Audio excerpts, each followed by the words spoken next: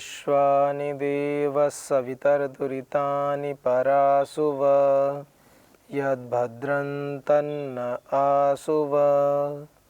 ॐ श्री परमात्मने नमः। ॐ श्री गुरुभ्यो नमः। ओम। सबको नमस्ते। उपनिषद परमात्मा के समीप बैठने का ऐसा स्थान जहाँ हम सीधे, जहाँ से उनकी उपस्थिति को अनुभव कर सकते हैं, स्वयं के अंतर्गत अपने अंतर मन में परमपिता परमात्मा के जो गुण हैं, जो कर्म स्वभाव हैं, उत्तम गुण, उत्तम कर्म, उत्तम स्वभाव, उनको अनुभव कर सकते हैं। ऐसी विद्या जो रहस्यमयी विद्या है, ऐसी विद्या जो ज्ञान से आप्लावित विद्या है, जो हमें अंदर तक तृप्त कर देती है। तो वैदिक संस्कृति के इस अंक में हम सृष्टि क्रम संबंधी विषयों को उपनिषद से ले रहे हैं। ऐत्रेयोपनिषद इसी के अंतर्गत ये सृष्टि क्रम का विषय है। ब्रह्म विद्या का वर्णन है, किस प्रकार से ईश्वरीय संकल्प से इस संपूर्ण सृष्टि का सृजन हुआ, किस प्रकार से समस्त देवताओं का सृजन हुआ, अंततः इस मनुष्य शरीर का सृजन हुआ। और इस संपूर्ण सृष्टि में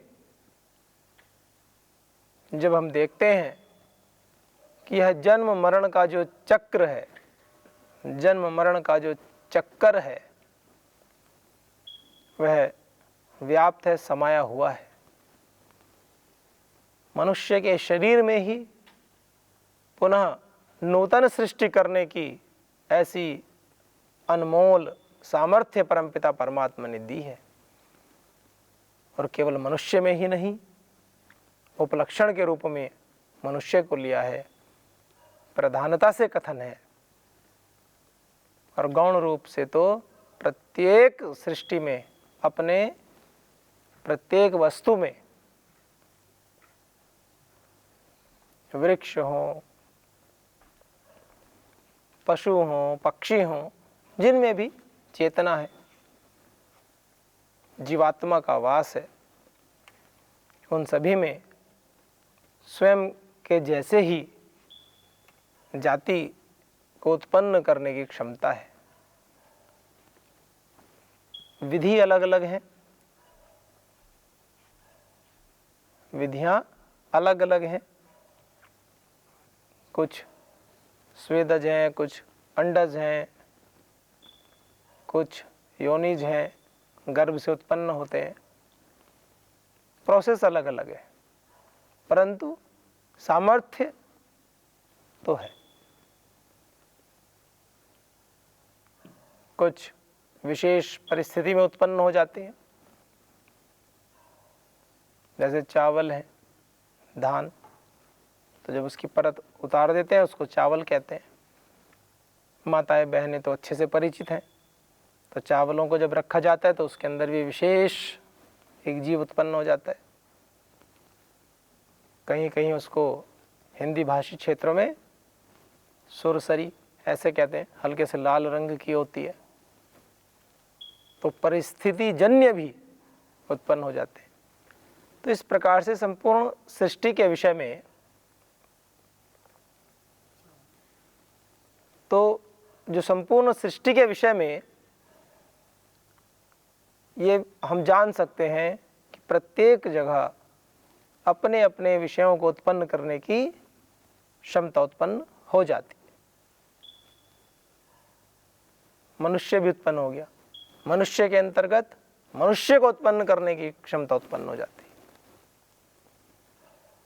ऐसी क्षमता, आलम्बन अलग अलग होते हैं, यह मैंने बताया। पुरुष हैं तो पुरुष और स्त्री के संयोग से इस सृष्टि का, मनुष्य जाति का आरंभ, ऐसे ही अश्व जाति का, गो जाति का, अलग अलग जातियों की। वृक्षों में भी, वृक्षों का अलग प्रोसेस है।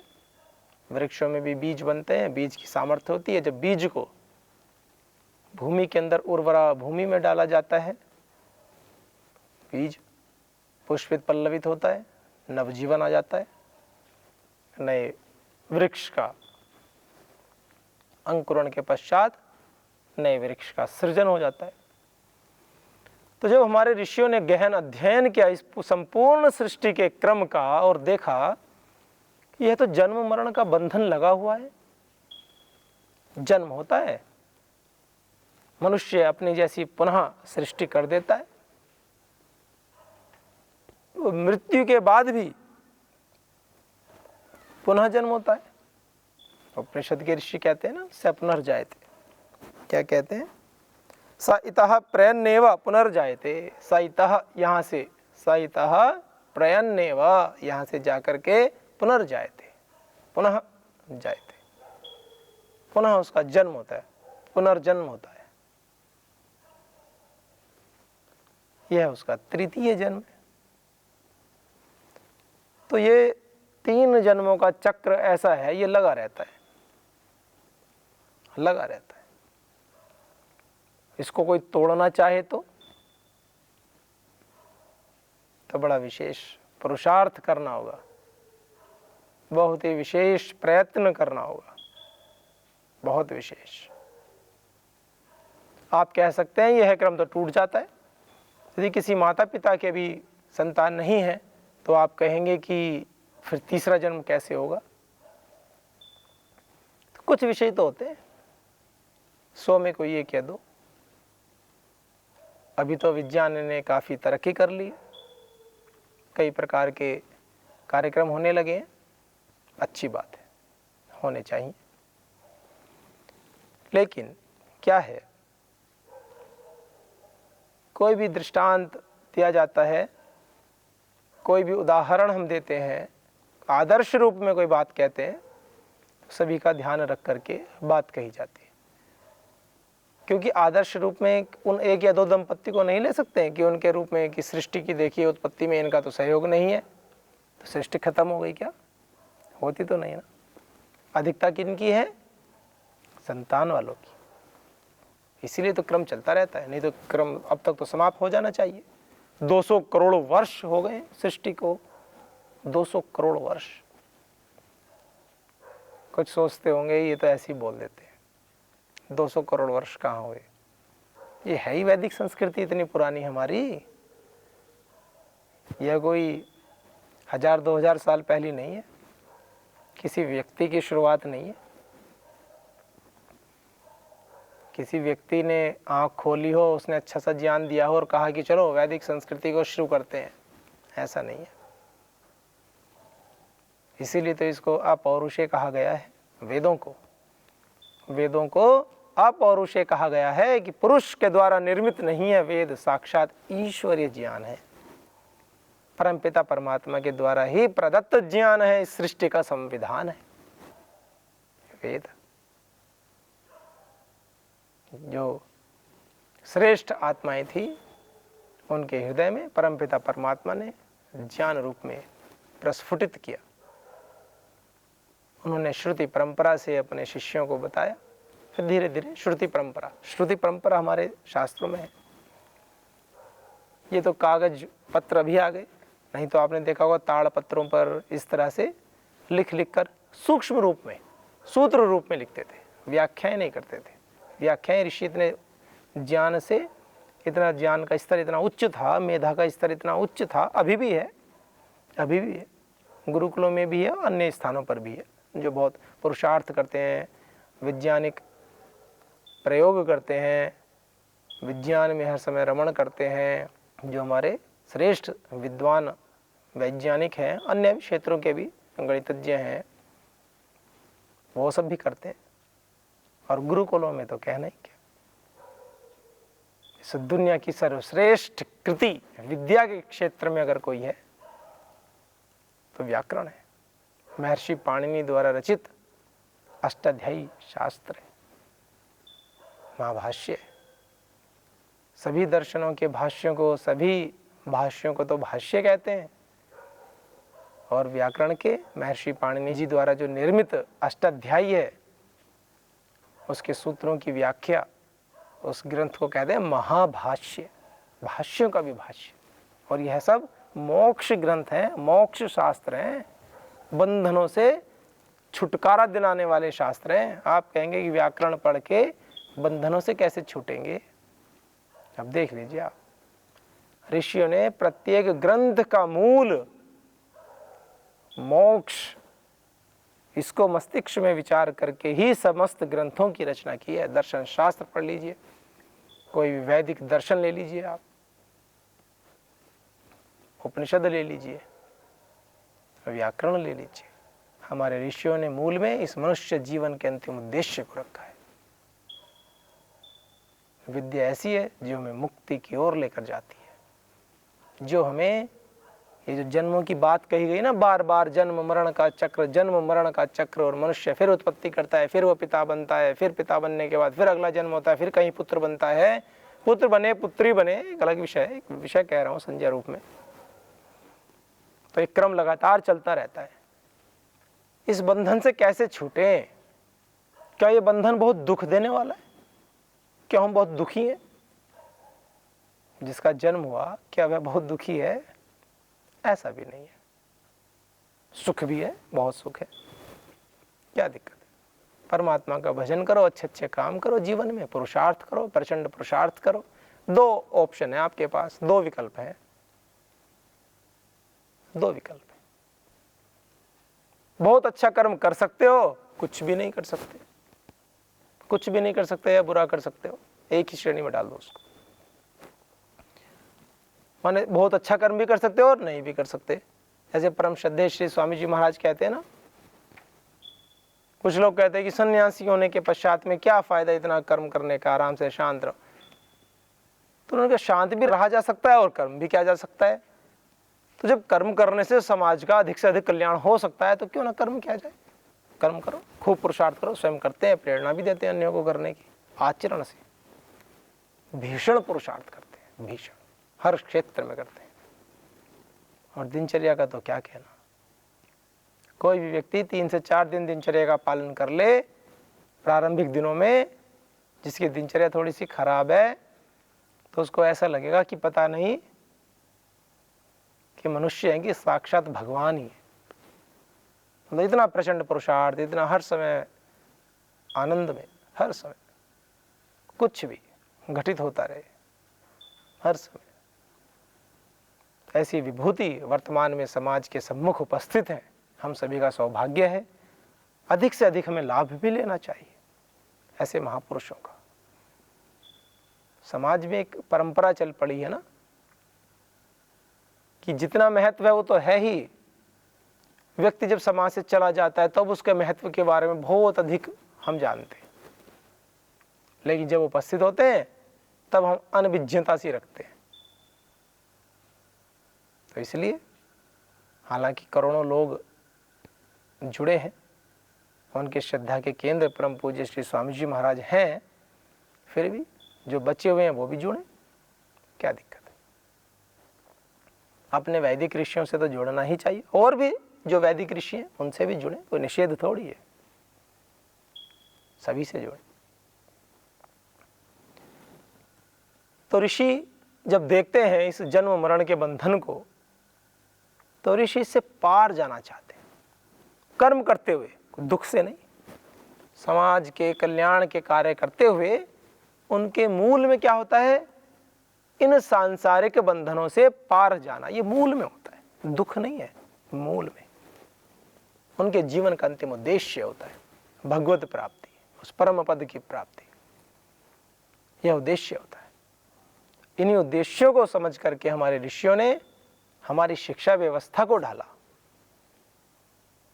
ज्ञान विज्ञान से भी उन्नत व्यवस्था हो, लेकिन अंततः उद्देश्य क्या हो, उन्नति, आत्मा का उत्थान, उस परम पिता परमात्मा की शरण में जाना, ये उद्देश्य। इतने पावन और पुनीत उद्देश्यों के साथ जब ऋषियों ने व्यवस्था की और प्रकृति के साथ में की, ये बड़ी बात है। प्रकृति के साथ में, प्रकृति माँ का दोहन करके नहीं, प्रकृति माँ के साथ कोई जोर जबरदस्ती करके नहीं। ऐसे आज तो मजबूरी भी कहें और क्या कहें, जब समस्या ही ऐसी आ गई तो क्या कहा जा सकता है। नहीं तो पहले धरती माता के गर्भ को चीर करके वहां से पानी निकालने की व्यवस्था नहीं करते थे ऋषि। इतनी अच्छी उत्तम व्यवस्था बनाई हुई थी कि आवश्यकता ही नहीं पड़ती थी। यह बात विशेष है, इन कर्मों की आवश्यकता ही नहीं पड़ती थी कि धरती माता के गर्भ को चीर करके अंदर से कुछ खनिज पदार्थ निकाले जाएं कि पानी निकाला जाए। सहज प्राप्त था हमें। माने प्रकृति के चक्र को ऐसा बनाया हुआ था, यज्ञ आदि के माध्यम से हर समय इतना प्राकृतिक वातावरण था, प्रकृति के मित्र बन करके हम जीते थे कि कभी कोई आवश्यकता ही नहीं पड़ती थी ऐसी। इतना आनंद का वातावरण। लेकिन अभी क्या है, मनुष्य अपने स्वार्थ के वशीभूत होकर के बस किए जा रहे हैं, कार्य किए जा रहे हैं। आप सोच कर देखिए, 200 करोड़ वर्ष पुरानी संस्कृति भारत माँ, उसका कितना बड़ा इतिहास रहा है, कितने संसाधन रहे हैं, और उन संसाधनों को उसी स्तर पर बनाए रखना, ये कितनी बड़ी बात है। इससे सीधा सीधा क्या संदेश मिलता है? इससे संदेश मिलता है कि हमारे ऋषियों ने, हमारे पूर्वजों ने प्रकृति माँ का दोहन नहीं किया, प्रकृति माँ के द्वारा अपना पालन पोषण कराया है। जैसे माँ अपने बच्चों का पालन पोषण कराती है, इस प्रकार से उन्होंने प्रकृति को माँ के रूप में रखा है, और माँ जैसे बच्चों का पालन पोषण करती है, उस प्रकार से प्रकृति माँ ने अपने बच्चों का पालन पोषण किया है। माँ को कष्ट नहीं दिया इस प्रकार से, और ऐसी ही व्यवस्था बनाई। तो जैसे यद्यदाचरति श्रेष्ठ है तत्तदेवेतरो जन, देव देव से इतर जन, जो सामान्य लोग हैं वो भी ऐसी पूजा करते हैं, ऐसे कार्य करते हैं। तो जैसे ऋषियों ने परंपराएं डाल दी, ऐसी चलती रही। अभी कुछ कालखंड में, बहुत ज़्यादा नहीं, यही 500-1000 वर्ष का जो कालखंड है, और मूलतः देखा जाए तो महाभारत काल के कालखंड से थोड़ा सा ज़्यादा बिगाड़ शुरू हुआ। लेकिन अभी तात्कालिक विषय की बात करें तो इन 100-150 वर्षों में जितना विकास के नाम पर अच्छे कार्य भी हुए हैं, मैं अच्छे कार्यों का विरोधी नहीं, अच्छे कार्य भी हुए हैं, लेकिन दोहन बहुत अधिक हुआ है। अब एक पेप्सी पीने के लिए, एक कोका कोला, ये जैसे सड़े हुए टॉयलेट क्लीनर, इतने एसिडिटी, इतने सब कुछ इनमें रहता है। सामान्य गाय का दूध आप पीजिए, जो कि सबसे स्वास्थ्यप्रद है, लाभप्रद है, विटामिन युक्त है, वो भी सुबह रखो और उसको पकाओ ना तो अगले दिन तक खराब हो जाता है, वो भी ठीक काम नहीं करता। इसमें ऐसे ऐसे गैसें मिलाई जाती हैं, और पानी का तो कितना वेस्ट होता है, भयंकर। पानी जो जल ही जीवन है, उसका बहुत ज़्यादा वेस्ट होता है, कई गुना पानी नष्ट हो जाता है जब इसको बनाते हैं। महीनों महीनों से बनकर आ रही हैं और रखी हैं, और दुकानदार भी कितनी चिलचिलाती धूप हो, दुकान के बाहर शोपीस की तरह रख देता है, उसमें फंसा के, फिर वहीं से उठा के उसको फ्रिज में रख दे, फिर ठंडे होके उसी को पिला दे। आप सोचिए कितना भयंकर केमिकल उसमें मिलाते होंगे, कितनी भयंकर गैसें उसमें मिलाई जाती हैं, जो इतनी भयंकर तपती धूप में भी रखी हुई है, और फिर भी उसको ठंडा करके पिला देते हैं, वो ठीक रहती है। कितना नुकसान करती है। तो क्या है ये? हम भी तो दूर जा रहे हैं, हमारा भी तो दोष है, बनाने वालों का दोष थोड़ी होता है।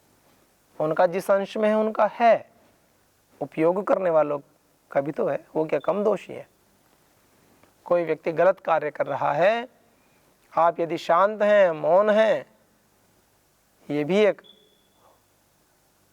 उसका अनुमोदन ही कर रहे होते हैं। हमें अपने स्तर पर कोई ऐसा नहीं कहने कि जा करके वहां सीधे लड़ाई कर लो, सिर फोड़ दो ना। लेकिन सभ्य व्यक्ति को उचित है कि जहाँ आवश्यक हो वहाँ पर जाकर शिकायत दर्ज कराएं। जहाँ जितना आवश्यक हो उतना तो अवश्य करें, करना भी चाहिए, हमारा कर्तव्य है। हम आज करेंगे तो हमारी आने वाली पीढ़ियाँ, हमारे आने वाले बच्चे वो सुरक्षित रहेंगे, उनके लिए एक अच्छा वातावरण, एक अच्छा एटमॉस्फेयर हम तैयार कर पाएंगे। करना चाहिए, हमारा उत्तरदायित्व है। केवल पढ़ाना लिखाना, नौकरी कराना, व्यवसाय कराना या सीधे सीधे कहें तो अपने पैरों पर खड़ा कर देना बच्चों को, इतना ही माता पिता का उद्देश्य नहीं है। वातावरण देना भी तो उद्देश्य है। जिस वातावरण में हम सभी के माता पिता पूर्वज बड़े हुए हैं, तो ये हमारे बड़ों का दायित्व था कि हमको भी ऐसा ही वातावरण देकर जाते, हमें भी वही सुगंधित औषधियाँ, वनस्पतियाँ, वही जलों से परिपूर्ण नदियाँ, वही जल का स्तर पृथ्वी में वही देकर जाना चाहिए था। चलिए, कुछ ने बहुत अच्छा काम किया, कुछ ने इसके प्रति सतर्कता नहीं रखी। तो जिन्होंने नहीं रखी, क्योंकि माता पिता हैं, पूजनीय है, हम तो रख लें। फिर हम में और उनमें क्या अंतर है? अगर किसी घर के कोई बड़े, मान लीजिए कोई सिगरेट पीता है, बीड़ी पीता है, व्यसन करता है, छोटों का क्या दायित्व है? प्रेम पूर्वक मना कर दे, ना माने अपने स्तर पर उसका विरोध दर्ज कराएं। परम पूज्य श्री स्वामी जी महाराज के जीवन की एक घटना है।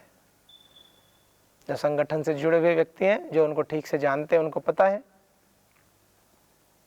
उनके परिवार में उनके पूज्य पिताश्री को एक छोटा सा व्यसन था।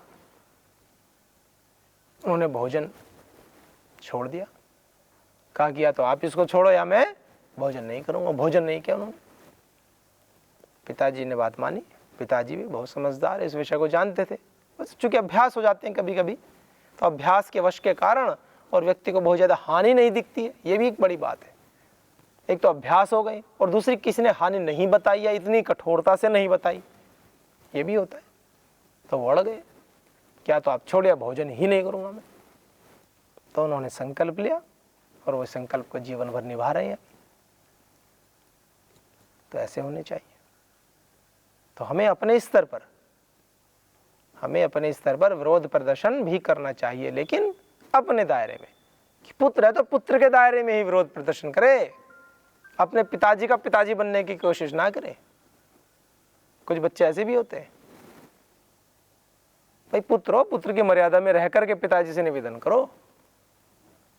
पिताजी के पिताजी बनने की आवश्यकता नहीं है, वो मर्यादा का अतिक्रमण है।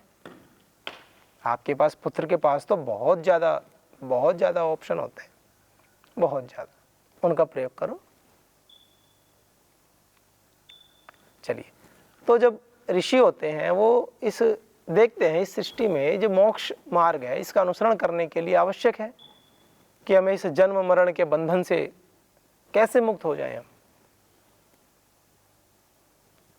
तो कैसे होते हैं वो, कैसे देखते हैं इन चीज़ों को? जब ऋषि समाधिस्थ होते हैं, बहुत उच्च चेतना में होते हैं।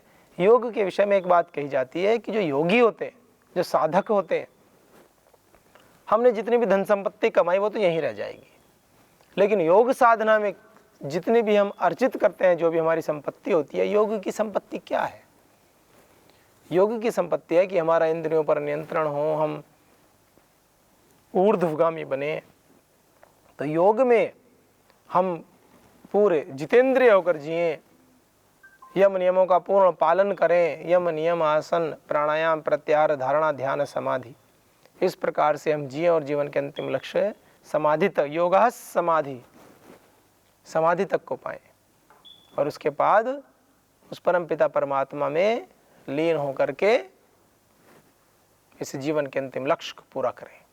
उस परमेश्वर के ज्ञान में रमण करें, आनंद में रहें हमेशा, कितना भी काल है। तो वो क्या देखते हैं? वो यही देखते हैं कि किस प्रकार से हमें पुरुषार्थ करना चाहिए, कितने प्रकार से यत्न करने चाहिए। तो योग के मार्ग में परमेश्वर की प्राप्ति के लिए किए गए वैदिक कर्म वो मिटते नहीं है, उनका संचय हो जाता है। और जिसकी योग में स्थिति आज मान लीजिए 50% है तो 50% है, तो अगले जन्म में उसकी स्थिति 50% से आगे रहेगी, वो 30% या 0% पे नहीं आएगी। केवल यह एक ऐसी संपत्ति है संस्कार रूप में जो हमारे साथ संचित होती है। और योग में किया गया पुरुषार्थ, वैदिक कार्यों में किया गया पुरुषार्थ, वेद में किया गया पुरुषार्थ, क्योंकि ईश्वरीय ज्ञान है ना, वो जाता नहीं है। बाकी तो सब अथाह धन संपत्ति यहीं रह जाती है। हम देखते हैं गुरुकुल में भी कुछ बच्चे बहुत तीव्र मेधा शक्ति संपन्न होते, कुछ की मेधा थोड़ी हल्के स्तर की होती है, मध्यम स्तर की होती है। तो आप क्या कहेंगे, भगवान जी ने बुद्धि कम दी है ना? बुद्धि अंतर तो सबको बराबर बराबर दिया है, ये बात महत्वपूर्ण है। बुद्धि और दिमाग बनाने में कोई कोताही नहीं की, सबको बराबर दिया है। लेकिन जिसका पुरुषार्थ बहुत भीषण रहा है पहले से, जिसने इस मार्ग की ओर बहुत प्रवृत्ति की है, तो उसको सहज तीव्र मेधा प्राप्त है।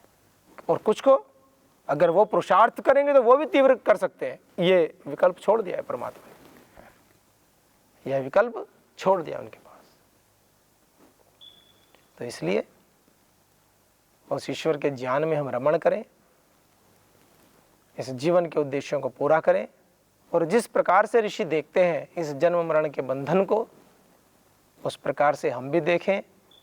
किस प्रकार ऋषि देखते हैं, किस प्रकार ऋषियों की स्थिति होती है, कितनी उन्नत स्थिति हो सकती है, यहाँ तक कि गर्भावस्था में ही भी ऋषि ज्ञान कर सकते हैं। अगले मंत्र में हम इस विषय को लेंगे। तब तक के लिए सबको नमस्ते। ओम